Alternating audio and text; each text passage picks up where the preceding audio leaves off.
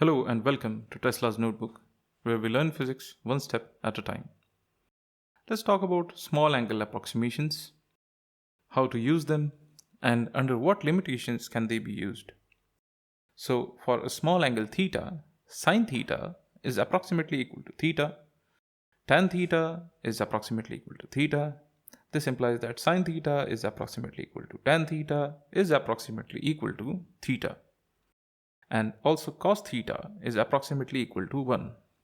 So these approximations are our small angle approximations where theta, which is a small angle, is measured in radians. So small angle approximations have lots of applications in physics as well as real world applications. Let's see some of them.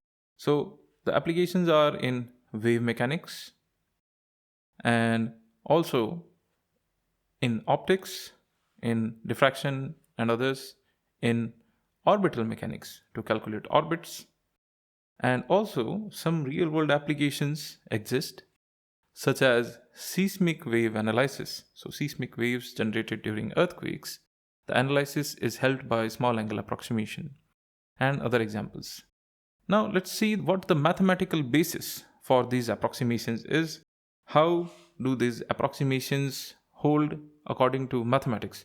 So let's take a circle of radius r and let's make an arc of length L which subtends an angle theta at the center O. So L, theta and r. So L is the arc length, r is the radius, and theta is the angle being subtended at the center, which is again measured in radians. Now we know that theta, L and r are related to each other by the equation theta is equal to L upon r. For the entire circle, the circular arc length, which is equal to the circumference, is L is equal to 2 pi r. Therefore, theta is equal to L upon r, that is 2 pi r upon r, and the r cancels out, so you are left with 2 pi radians, and this is the angle subtended at the center of the circle by the entire circle. Now let's make the angle small. So if theta is small, as you can see the arc which I have highlighted in green, it is almost a straight line segment. The radius r and the angle theta, which is very small.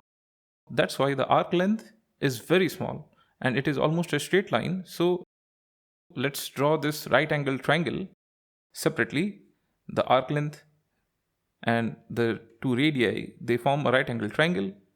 Radius r, arc length is L, which is again very small, and the angle theta, which is also small. So in this triangle, sine theta is perpendicular upon hypotenuse, and in this case, as we see, L is the perpendicular and hypotenuse and base both are equal to r. So L upon r, which is from equation 1, let's call it equation 1, which is equal to theta. Cos theta is base upon hypotenuse, and again this will be r upon r because both the base and the hypotenuse are equal to r, so this gives us 1.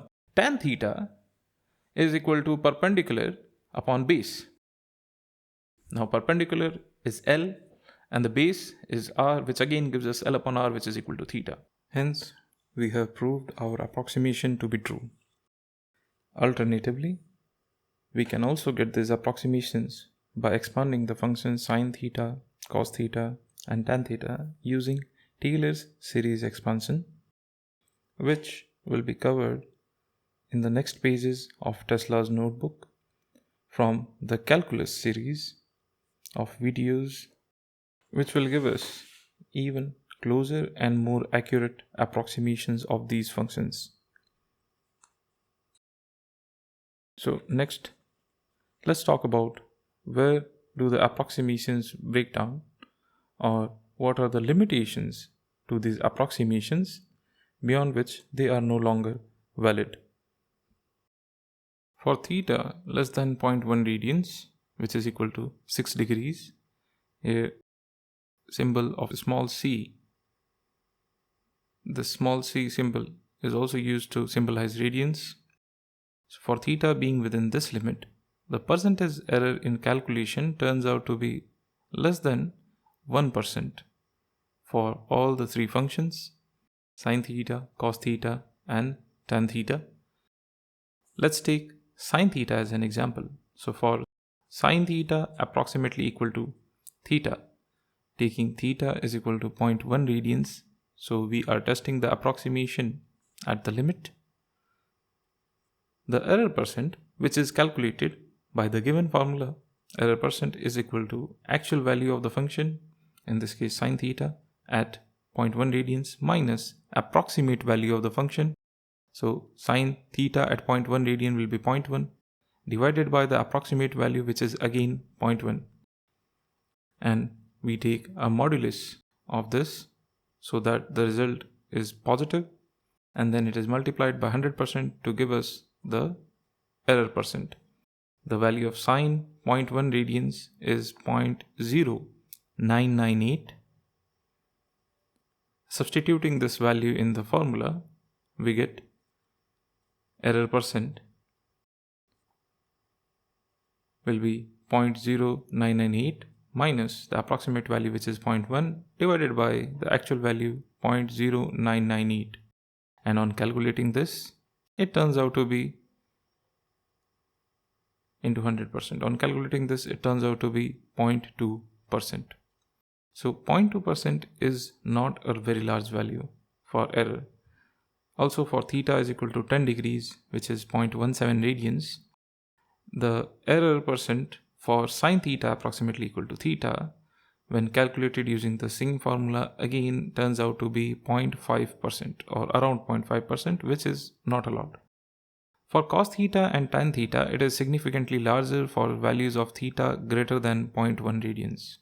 Now let's take a look at the graph of the three functions so that we can verify our approximations graphically and be satisfied that what approximations we have taken are true. For sin x is equal to x, we see that both the curves overlap beautifully for the values of theta less than 0.1 radians, as it is seen on the x-axis and on the y-axis. For cos x is equal to 1, also the curves overlap for theta less than 0.1 radians with a slight deviation at the boundary, but still within acceptable limits of error. Now moving on to tan x is equal to x, we can see that the curves for tan x and x also overlap for values of theta less than 0.1 radians, and the curves start to diverge further away from each other as theta keeps on increasing. But within the values of theta less than 0.1 radians, both the curves overlap very beautifully. So this verifies our approximations, and our approximations hold true for values of theta less than 0.1 radians.